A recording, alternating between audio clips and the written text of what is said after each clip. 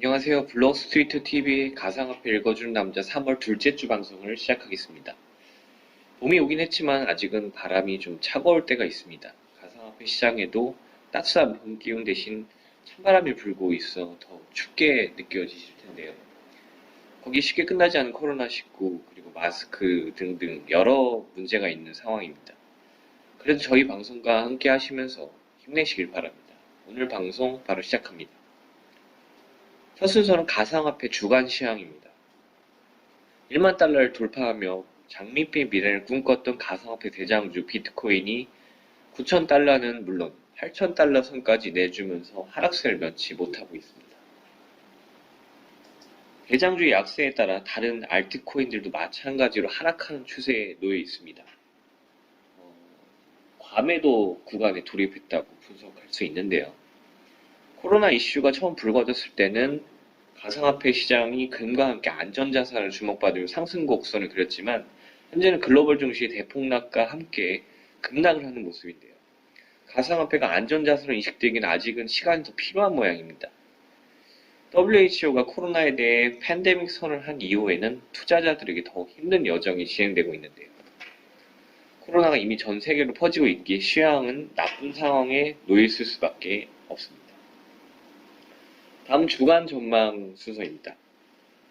앞서 설명드린 대로 우리는 나쁜 상황에 놓여 있습니다. 다음 주에 나아진다는 보장이 없습니다. 미국 트럼프 대통령이 유럽에 미국 입국 금지 조치까지 시행을 했는데요. 이에 따라 증시가 더 떨어질 수도 있고요. 참고로 코인데스크에서는 가상화폐 파생상품 분석 기업 스큐마켓 자료를 인용해서 주요 가상화폐 파생상품 거래소인 데리비트, 레저엑스, 벡트, OKX, 시카고 상품 거래소의 옵션 거래량 규모가 총 1억 9,800만 달러에 달했다고 보도했는데요. 이는 지난달 11일 경신한 직전 신기록인 1억 7,130만 달러를 넘어선 수치로서 이렇게 옵션 거래량 증가하는 걸 봤을 때 추가적인 비트코인 시세 하락을 전망할 수 있겠습니다. 금주에 있었던 가상화폐 및 블록체인 관련 주요 뉴스에 대해 살펴보는 차례가 돌아왔습니다. 가장 눈여겨볼 뉴스는 특검법 통과 이후 변화입니다. 특검법이 국회를 통과하면서 그동안 가상화폐 또는 암호화폐라는 용어를 써왔던 업계에서는 가상자산이라는 용어로 바꾸어 사용하는 모습을 보이고 있는데요. 특검법 개정으로 가상자산 산업이 법률적 근거를 확보함으로써 그동안 각종 사고나 범죄 등으로 인해 좋지 않은 이미지로 각인된 가상화폐나 또는 암호화폐라는 용어를 배제하고 이미지 제고에 나선 것으로 보입니다.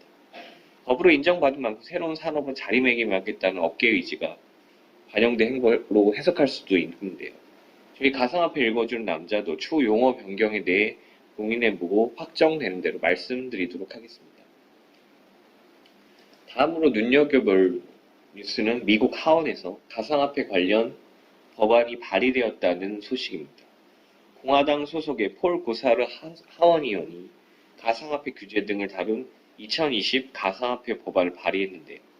12월에 처음 유출된 가상화폐 관련 법안 개정안으로서 미국 의원들 사이에서 논란이 많은 분산원장, 스마트 계약 등의 용어를 확대 적용한 것이 이번 개정안의 특징입니다. 그리고 디지털 자산을 암호상품, 암호화폐, 암호증권 등 세 가지로 나눈 것도 인상적인데요.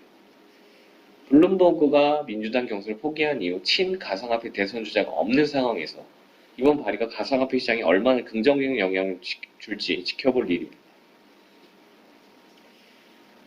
다음으로 기업들의 블록체인 관련 진출과 관련된 뉴스들이 있었습니다.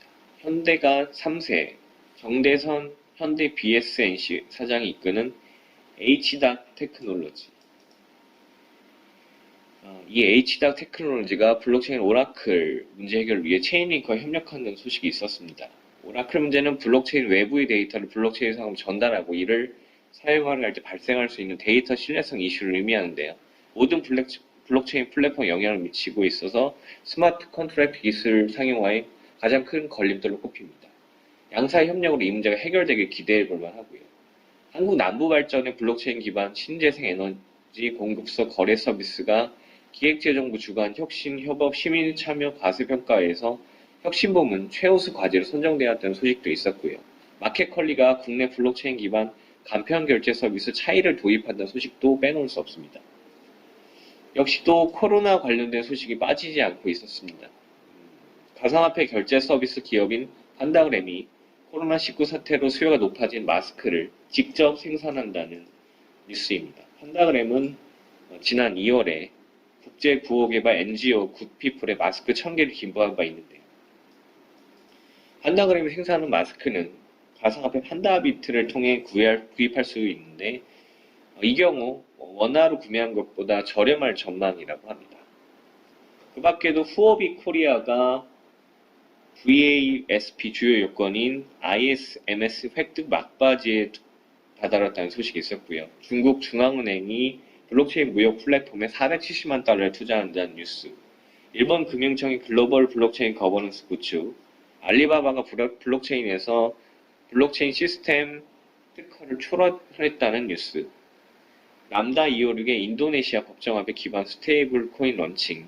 아마존, 애플, 스타벅스에서 BAT 코인을 사용하는 소식 등이 이번 주에 있었던 뉴스였습니다. 금주의 핫코인 순서입니다. 이번 주에는 바로 밀크라는 코인인데요. 밀크는 지난 2월 20일에 BTC 마켓에 상장을 했고, 비트에서 3월 11일 오후에 비트 원화 마켓에 상장했습니다. 상장한 지 얼마 안 된 따끈따끈한 코인입니다. 최근 하락장에도 불구하고 업비트 기준 주간 상승 1을 기록하며 주목을 받고 있습니다. 밀크는 여행, 여가, 라이프스타일 분야의 서비스들을 블록체인을 통해서 연결한 글로벌 프로젝트이면서 블록체인 기술의 리얼 유즈 케이스를 증명할 플랫폼을 표방하고 있습니다. 쉽게 말하면 회원사들이 마일리지를 통합해서 가상화폐나 현금으로 바꿔주는 서비스입니다. 그동안 야놀자, 딜카, 서울공항 리무진 등이 서비스 파트너로 함께했는데 이번에 신세계 면세점이 합류하면서 화제가 되었습니다. 신세계 면세점은 면세품 구매 등 다양한 활동을 하는 국내 고객에게 무제한으로 포인트를 주는 갓포인트 제도를 지난 11월 도입했고요. 이번 밀크와의 제휴는 갓포인트 제도를 활성화하기 위한 목적이라고 합니다. 이번 주에 상승 곡선이 약간 꺾이긴 했지만 전반적으로 다른 하락들의 코인이 떨어진 걸 감안했을 때는 하락폭이 크진 않고 추가 반등을 나올 수 있는 가능성을 내포하고 있습니다. 참고로 밀크 플랫폼은 올해 2분기 내로 런칭할 계획이라고 합니다. 가상화폐 읽어주는 남자 오늘 방송은 여기까지입니다. 코로나로 인해 힘든 시기가 지속되고 있지만 그래도 희망을 가지셔야 합니다. 모두 건강 조심하시고 잘 이겨내시길 기원하겠습니다. 아울러 구독과 좋아요 부탁드립니다. 이 방송을 보시는 가상화폐 투자자 여러분 모두 성공 투자하시길 기원드리면서 다음 주까지 안녕히 계십시오.